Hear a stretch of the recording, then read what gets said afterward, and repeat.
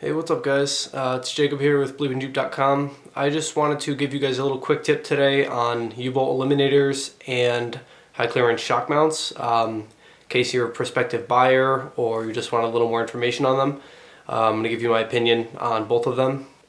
After the video, make sure you like and subscribe, check out our store, buy all kinds of stuff, and leave some comments below if you have any questions. Here I have my high clearance shocks and my U-bolt eliminators. Their purpose essentially is to make the bottom of this kind of a flat plane so you have higher ground clearance, so your U-bolts or your shock mounts or shock brackets don't get hung up on things as you're going over the trail. Let's start with the high clearance shock mounts. Although yeah, you have all this clearance under here, the stock ones stuck down 3 or 4 inches, however much. I had to actually get a stock length shock even though my Jeep is lifted. The shocks that I had on here that were longer travel would actually bottom out at stock ride height.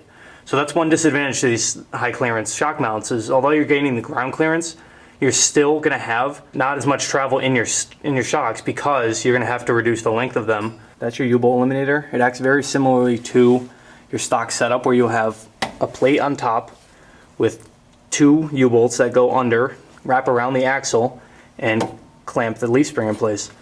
What the U-bolt eliminator does is you weld the bracket onto the axle tube over it, you put your plate on top, and then instead you use 4 just regular bolts rather than U-bolts and attach it to the bracket that you welded on.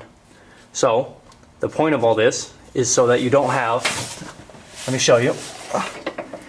The point of all this is so you don't have this piece of the U-bolt sticking out on the bottom to get hung up on things or smashed down or broken. One disadvantage of it, however, is it does lift the rear of your vehicle a little bit more. So if you have a very precise setup and your brake lines are set up accordingly or your pinion angle set, it's going to throw all that stuff off. And in my case, that's exactly what I did. So I actually get vibrations now driving at certain speeds because these lifted the rear of my vehicle. I think it's about 1 inch. So I have to accommodate for that accordingly. Since they were already welded on, I just kind of dealt with it and worked around it. But if it was up to me, I wouldn't spend money on a U-bolt eliminator kit because frankly, I don't see U-bolts being that much of a problem, and they're a tried and true method to hold down leaf springs.